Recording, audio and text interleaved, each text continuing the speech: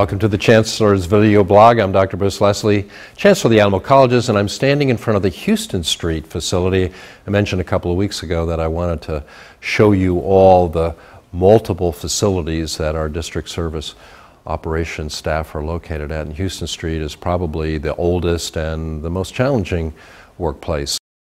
We have one or two more sites to show you in the next couple of weeks, and then we'll reflect on the new building that is being constructed over at Playland Park. I want to talk to you about our revision of our advising system. It's been a tradition, in some cases legal requirement, that community college workforce programs have advisory committees that are intended to bring representatives from the relevant industries to work with the faculty and the administration on ensuring the curriculum for these workforce programs are relevant and appropriate for that particular field of study or program. And so traditionally we've had a number of these advisory committees. We've come to believe across the nation, not just here, that these committees could be much more effective, that often we kind of get into kind of a norm of meeting and not really accomplishing a whole lot. And now with our whole model of pathways, the Alamo Institutes, this gives us a really excellent opportunity to refresh the model and to extend the model. And particularly with the state of Texas stipulating that every program, both workforce and academic, require marketable skills, it's increasingly important that we bring employers into the table with the conversation with all of our programs, all of our faculty, so that we can ensure that the program are leading to the kinds of marketable skills that industry may require, whether this is in communications and the arts, whether it's in biosciences and health, whether it's in manufacturing and logistics, or business and entrepreneurship, or public service, whether it's in science and technology. Those are our 6 institutes. So the team of the presidents and vice presidents and deans and chairs now have developed a revised model, which we're presenting to the board this month for their approval.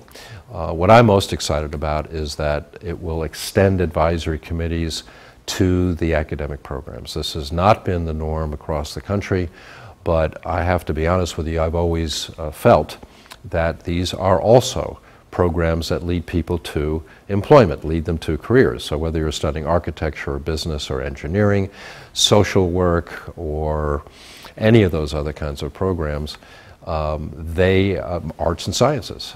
If you're studying to be an artist, if you're studying dance or music, and I was a music major when I was at college, your goal typically is to go into that profession. And so connecting students to those professions should make a real advantage, not only for the faculty to know what the students need to learn, but also to connect those students with employers to start giving them opportunities to have internships and work-study programs and scholarships, and connect with future employers so that when they graduate, whether they go on to university or not, they have an opportunity to start to get into employment in that particular field. It's very tough often to get into the theater or to get into dance or to get into the music business, and so having connections makes all the difference in the world typically.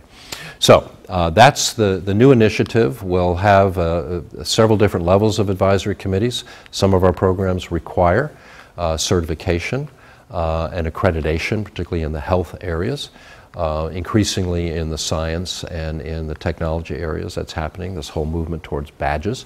So we want to make sure we're capturing that aspect. We want to make sure that each of our Alamo Institutes has a macro advisory committee and then the subcommittees to help support the programs in that advisory committee. But we need to make sure across the 5 colleges in that same institute that we're getting consistency of the outcomes, student learning outcomes, and the marketable skills that are necessary as we go forward. We're going to be creating a committee to help oversee and continuously develop and hold accountable the work here so that we have some really strong outcomes and can have an expectation that we're going to build relationships with our industry partners in a much stronger way than we have traditionally.